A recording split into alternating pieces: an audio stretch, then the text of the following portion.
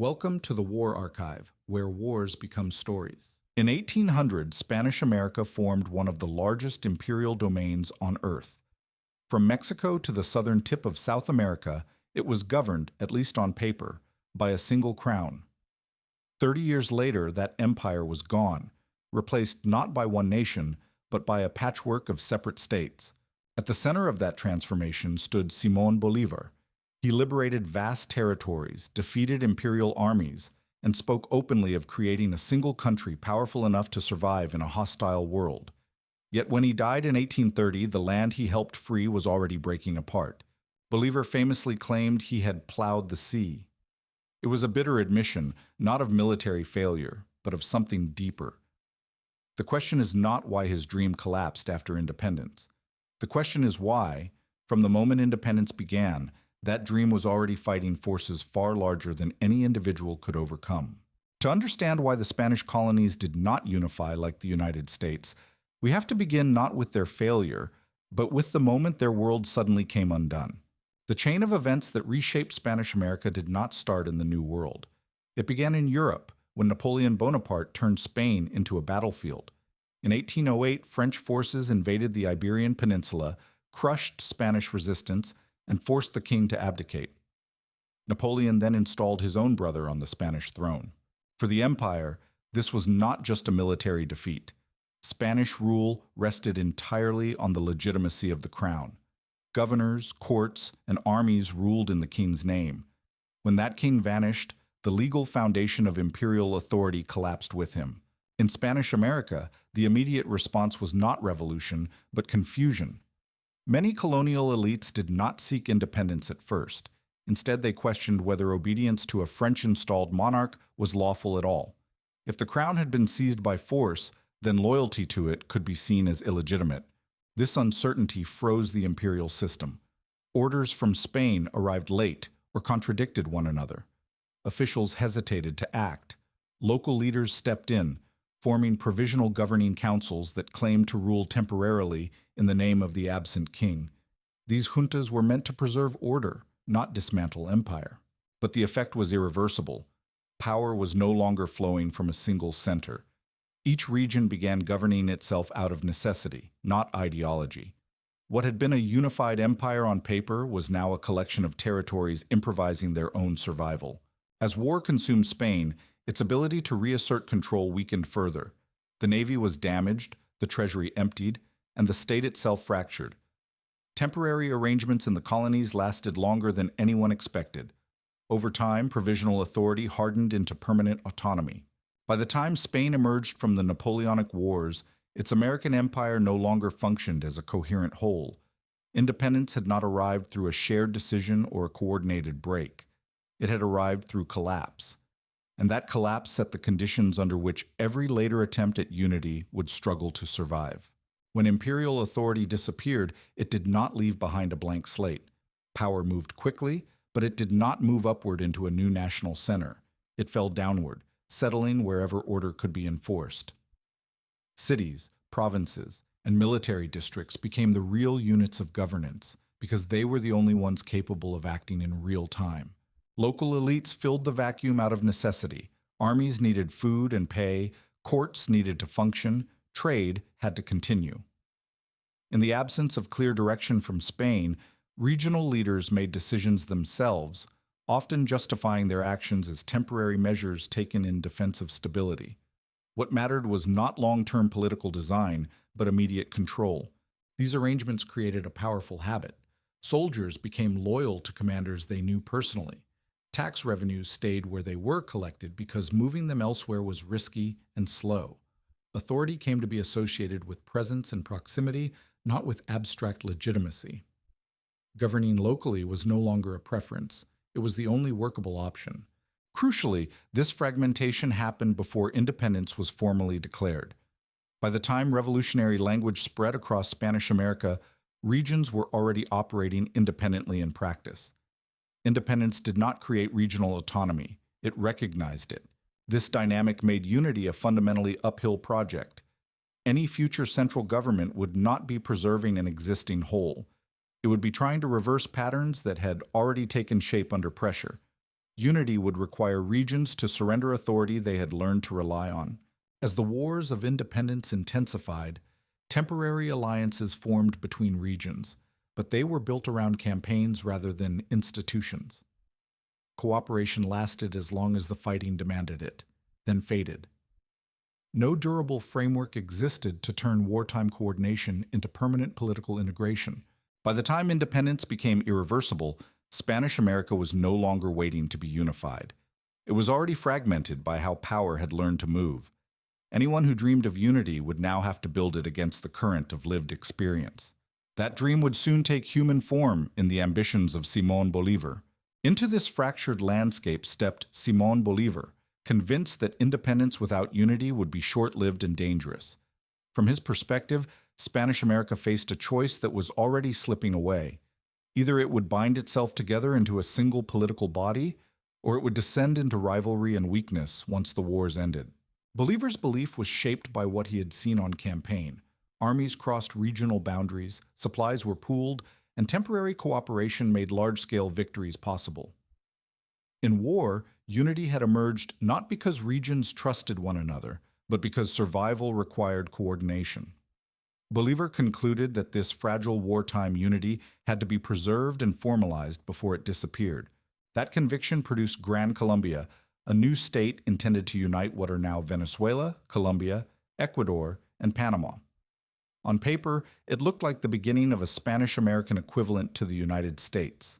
It had a constitution, a central government, and a single executive authority meant to hold the whole together. For a brief moment, the project appeared viable. Victory over Spain gave the new state momentum, and Bolívar's personal authority carried enormous weight. Many regions accepted the union not because they were deeply committed to it, but because the alternative, uncertainty and renewed conflict, felt worse in the aftermath of war. But Gran Colombia rested on conditions that could not last. Its unity depended on military urgency and on Bolívar himself. Institutions existed, but they had not yet replaced personal loyalty as the main source of legitimacy. The state functioned because extraordinary circumstances postponed ordinary political conflict. Bolívar understood the fragility of what he had built, but believed delay would only make matters worse. If unity was not secured immediately, he feared it would never be secured at all. Gran Colombia was not meant to be the final form of Spanish-American unity, but a necessary first step, a bridge between chaos and stability. That bridge, however, was constructed under the pressures of war. Once those pressures faded, unity would no longer be sustained by necessity. It would have to survive peace. And peace would expose how deeply divided the foundations beneath Gran Colombia truly were. The moment the fighting eased, the logic that had held Gran Colombia together began to reverse. War had demanded obedience, speed, and compromise. Peace demanded answers. Who would collect taxes? Who would appoint officials? Who would command the army now that victory no longer required constant mobilization? For regional elites, these questions were not theoretical. Independence had elevated them into positions of real power within their own territories. A strong central government now threatened to limit that authority, redirect revenue, and override local decisions. Unity, which had once seemed protective, began to look intrusive. Political disagreements surfaced quickly. Provinces resisted fiscal controls from the capital. Military commanders questioned civilian oversight. Elections, where attempted, failed to produce consensus and instead hardened factional lines. Without long-established institutions to manage conflict, every dispute became a test of legitimacy itself. Bolívar responded by arguing that centralization was still necessary.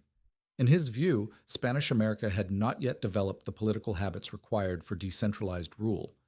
Federalism, he believed, would dissolve into disorder. Strong authority was not a preference but a safeguard, meant to prevent the state from tearing itself apart. This response only deepened resistance. Regional leaders framed central authority as a betrayal of independence rather than its fulfillment. They had fought to remove distant rule, not to replace it with another capital issuing commands. The language of liberty turned inward, used to justify autonomy against the very state meant to preserve freedom.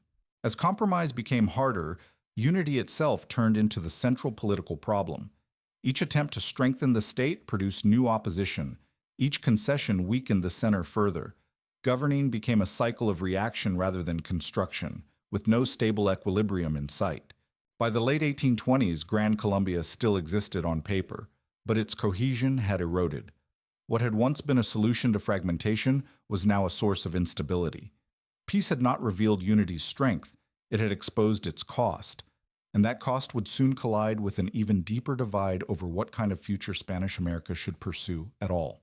As unity weakened in the north, a different answer to the same problem was taking shape in the south.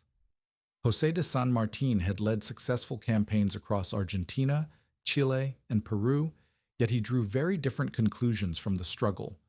Where Bolívar saw unity as the only safeguard against collapse, San Martin saw premature unity as a risk in itself. San Martin's caution came from what he had observed during the wars. Revolutionary movements fractured easily once the pressure of fighting eased. Authority dissolved into personal rivalries, and political ideals were quickly overwhelmed by local interests. To him, the greatest danger after independence was not fragmentation, but chaos disguised as freedom. Because of this, San Martin favored stability over ambition. He believed that Spanish America lacked the political foundations needed for a durable republic.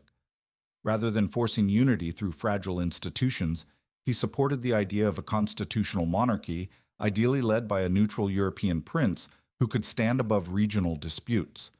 It was a solution meant to prevent civil war, not to inspire continental unity. These opposing visions collided in 1822 when Bolivar and San Martin met in Guayaquil. No detailed record of their private conversation survives, but its outcome was unmistakable.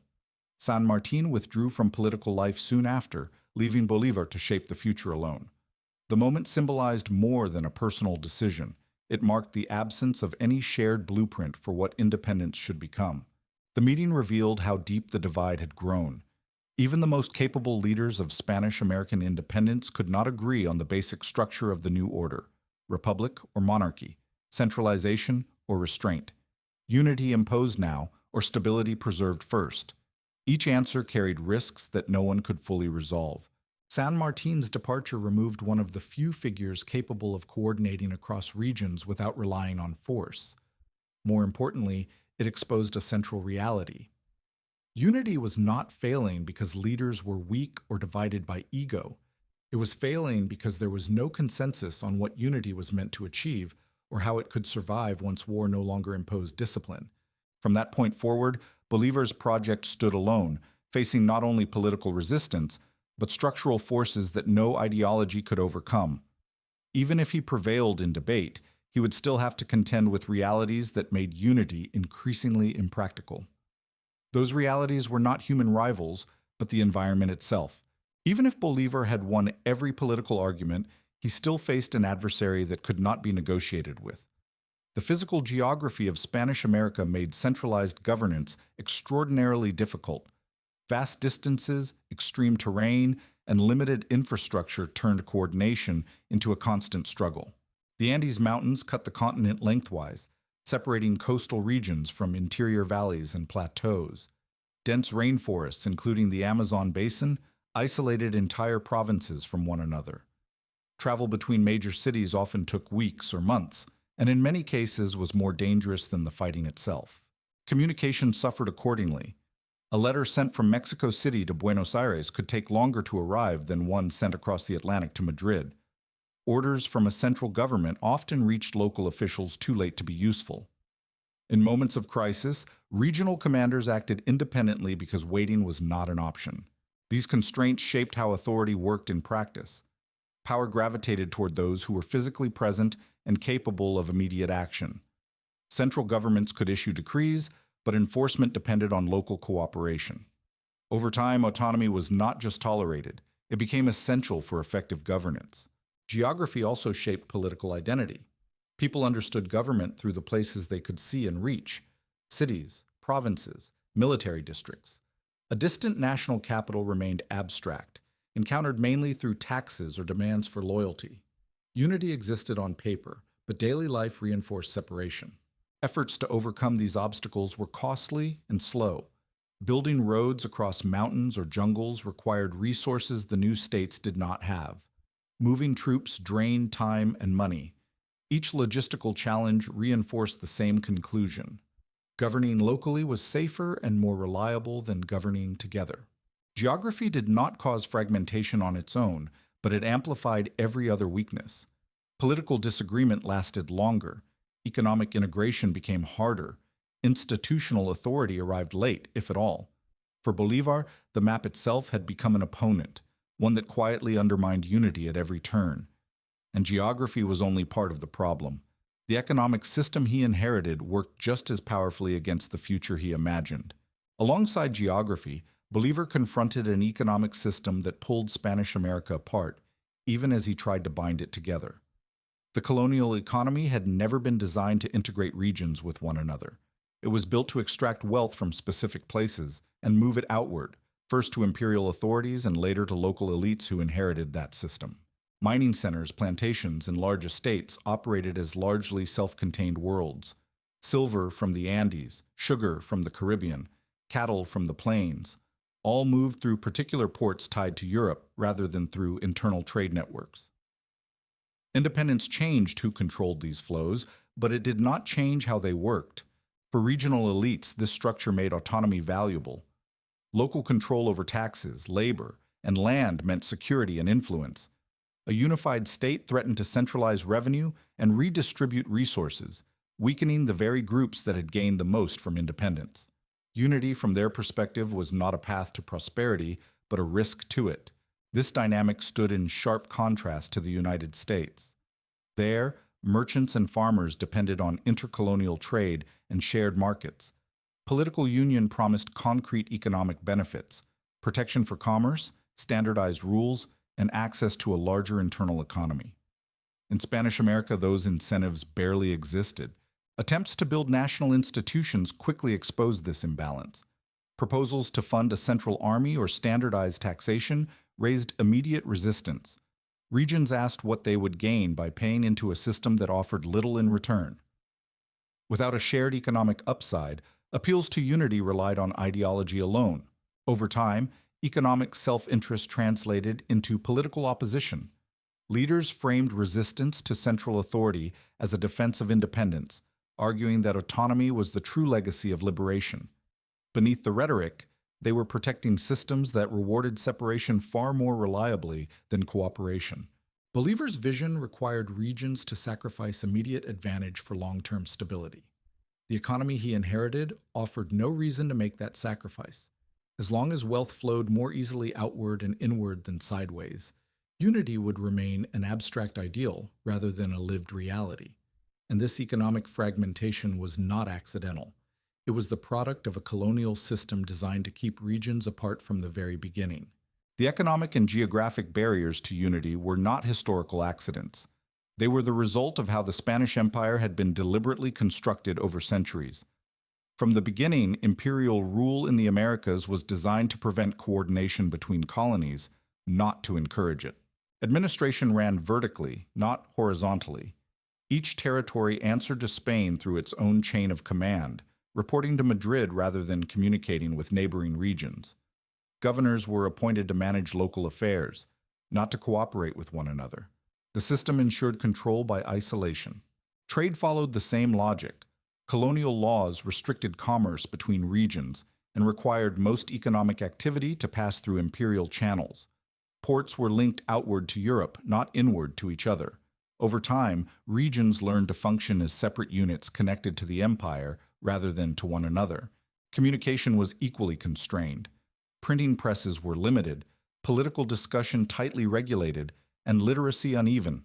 There was no shared public sphere where ideas about a common Spanish-American identity could develop across vast distances. People experienced empire locally, not collectively. When independence arrived, this design became a crippling inheritance. Leaders attempting to build unity were not starting from zero. They were working against a system that had trained regions to operate independently for generations. There were no institutions, habits, or expectations that supported lateral cooperation. Unlike the British colonies, which had been allowed to coordinate during wars and political disputes, Spanish America had never practiced acting together as equals. The absence of a shared political culture meant unity had to be invented under crisis conditions, rather than drawn from experience. This was the empire's original sin.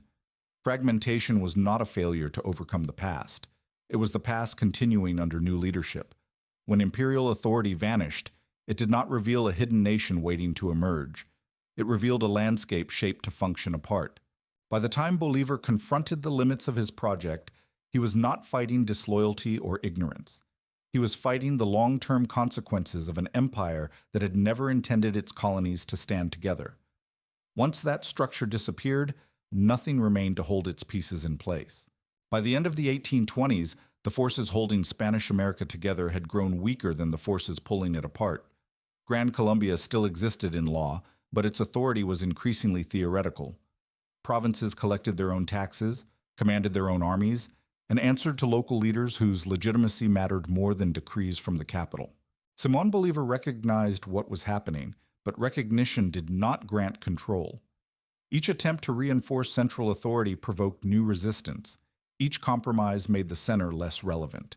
Unity required constant effort, negotiation, and enforcement. Separation required none of those things. The unraveling did not come through a dramatic rebellion. It came through exhaustion. Political energy was consumed managing disputes rather than building institutions. Leaders stopped investing in a state they no longer believed would last. Trust eroded quietly, then decisively. In 1830, Bolívar resigned from power. He did not fall in battle or lose an election.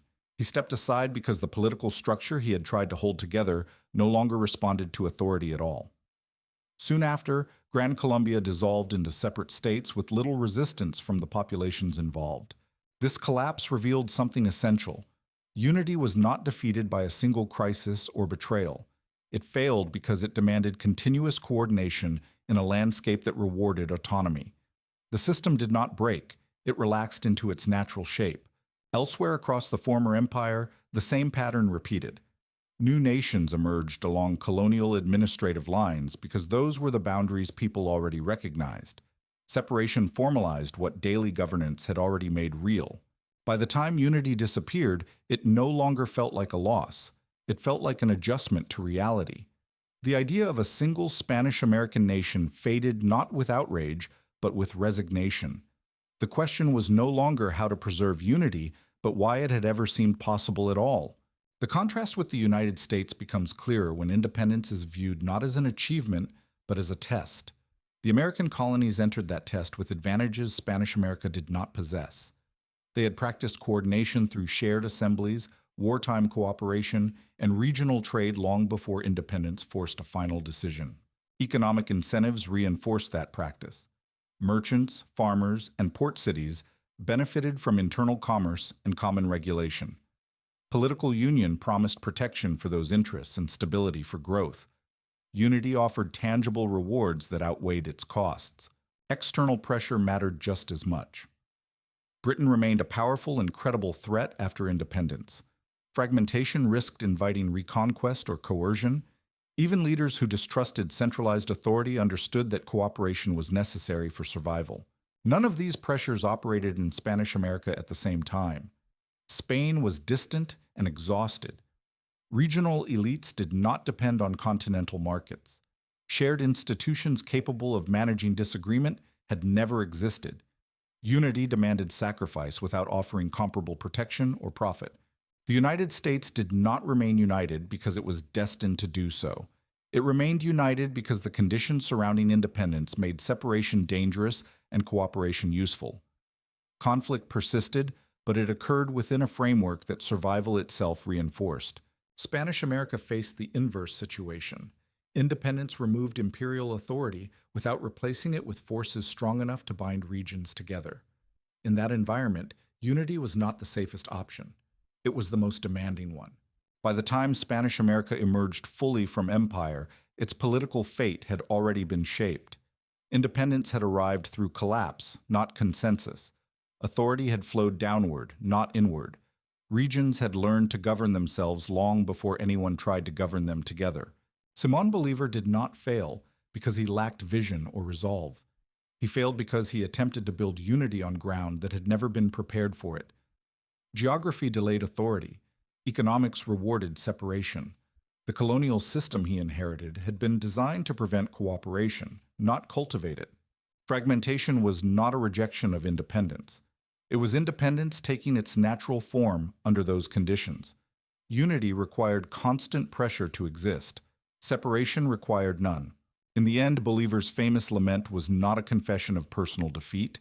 It was an observation about the world he had tried to change. He had not misjudged the goal. He had underestimated how deeply the past constrained the future. The Spanish colonies did not unify like the United States because, by the time empire collapsed, unity was no longer something that could simply be chosen. It was something that would have had to be built against every force that shaped daily life.